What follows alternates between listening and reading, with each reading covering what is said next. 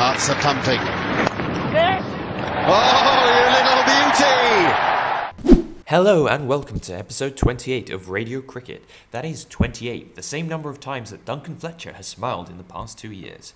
I'm Nishant Joshi. You may remember me from such Oscar-winning films as Star Wars Episode 212, Return of the Shastris, and Meet the Parents, an office-style mockumentary describing the events leading up to the inception of the inaugural IPL. Once again, I'm joined by the man who stood in as a stunt double for Daniel Craig in Skyfall, but was soon fired for sleeping his way through all the Bond girls, and I mean all the Bond girls.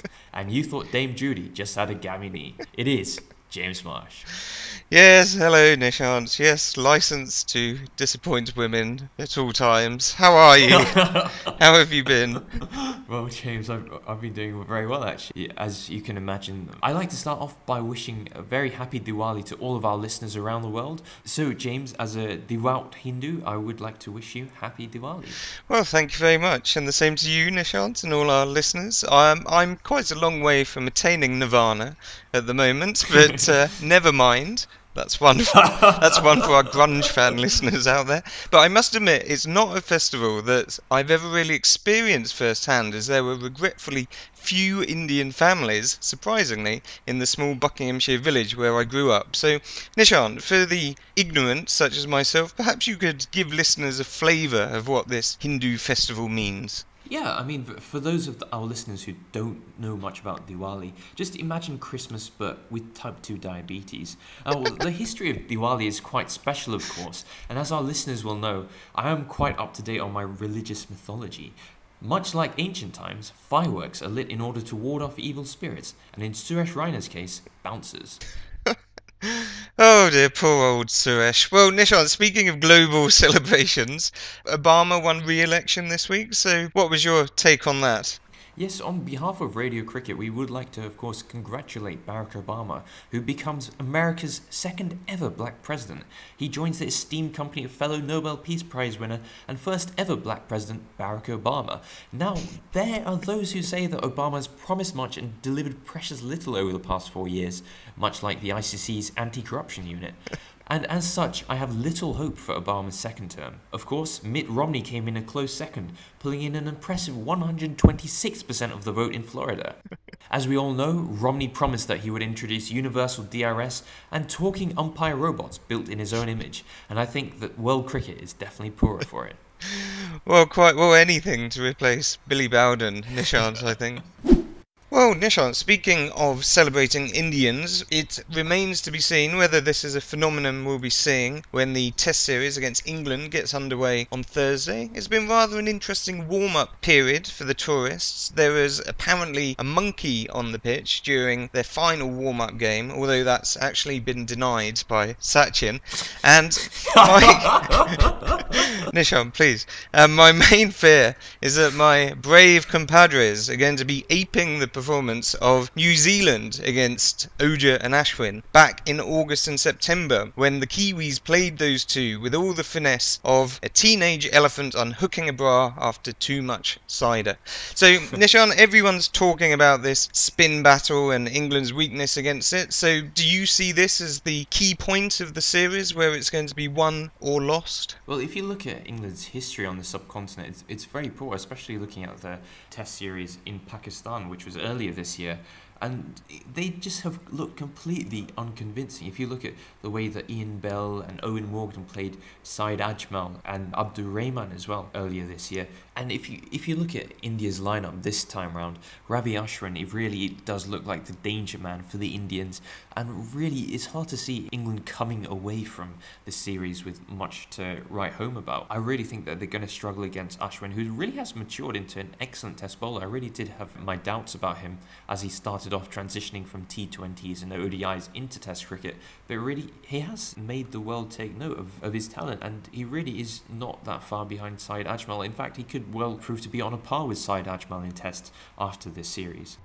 The only perhaps ray of hope for England is that the first test is taking place in Ahmedabad, and in the last 7 matches there have been 5 draws, and we should also stress that this is the stadium where Harbhajan Singh scored a match-saving ton against New Zealand a couple of years back. So perhaps England should fancy their chances of at least escaping with a draw. The other problem they've got, though, they've been beset by injuries. It looks as if Stuart Broad will be back, but Finn won't be, which I think is an absolutely monumental blow, because bowl dry he may not, but he was the one bowler who troubled India in that ODI series of 2011 when he took 8 wickets in 5 matches, which isn't stellar, but he stood out as a diamond amidst the England slurry on that tour. And of course, Nishant, that was the so-called payback series. I'm not sure what ESPN star are going to call this one. Perhaps the insatiable quest for mediocrity between two sides a bit past their sell-by date. But anyway, cynicism aside, what do you make of England's chances in this test series? Well, James, history certainly is against England. If you look at the last 20 years,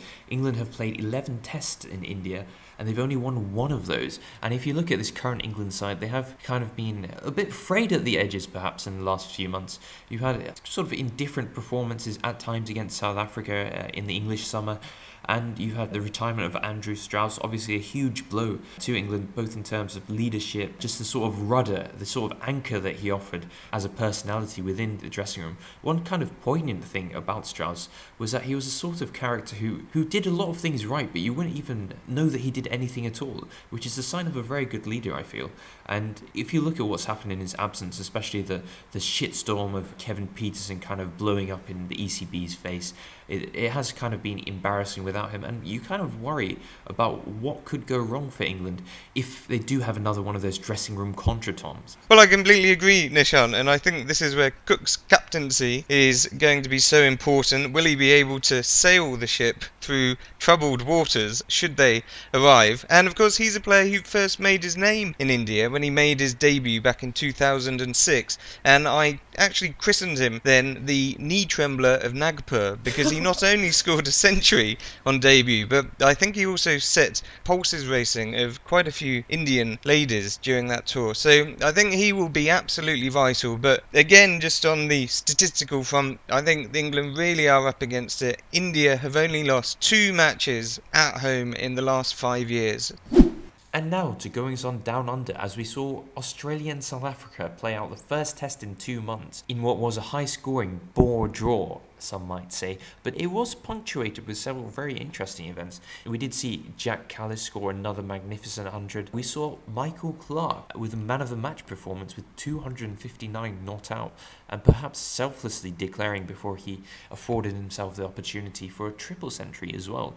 The South Africans had a bit of a nightmare in the field, with Dale Steyn going over 4 and over, Vernon Philander going wicketless, Morne Morkel also going over 4 and over, and Rory Kleinveld really having a nightmare with 12 no balls in just 21 overs, and he nearly went for 97 runs, also going wicketless. So South Africa really need to bounce back strongly in the next test next Thursday, and I was wondering what you made of it, James. Yes, it was very much a case of in-your-face Lara Bingle, because it was absolutely tremendous innings from Clarke, of course his unbeaten double, and we must remember that follows on from his triple at Sydney only about 10 months ago against India, so he is making a very pleasant habit of scoring megatons in these marquee home series. And he was the same Michael Clarke who was booed by some Australian fans during the 2010 Ashes, and there was also a poll around that time which said 90% of Australians didn't want him as captain, so it's certainly been something of a turnaround there, possibly because he stopped doing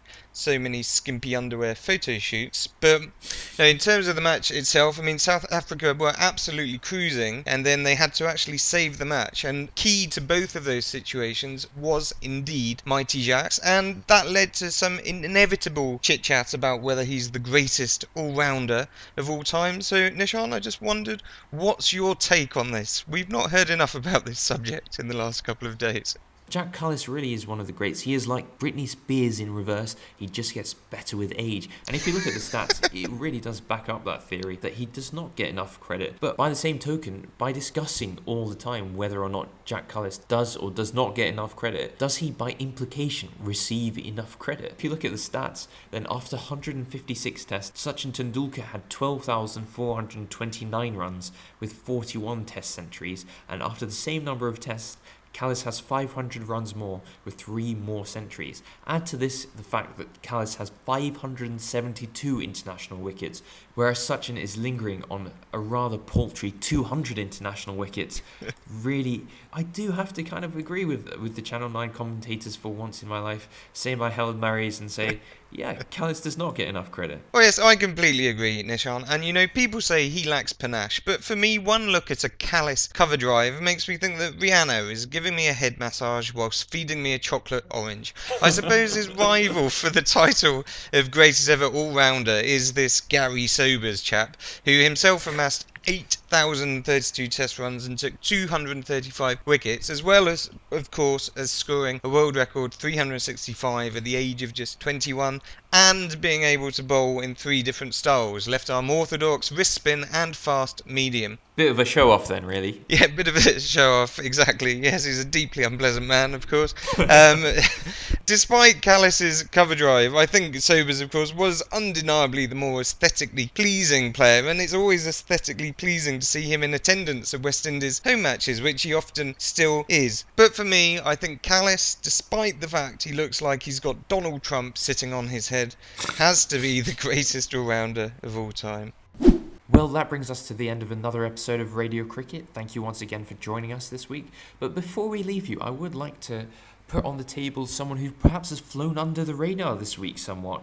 He has 2 triple centuries to his name by the age of 24, and he has a first-class bowling average of 28. He averages well over 50 in first-class cricket with the bat as well. So, James, I ask you, who is this man that India are ignoring?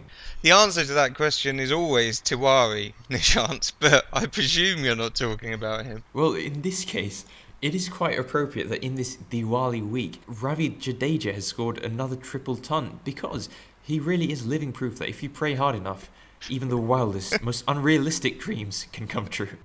So until next week, I've been Nishant Joshi. And I've been James Marsh. Goodbye. I think it was a very poor performance, one of the worst things I have ever seen done on a cricket field. Good night.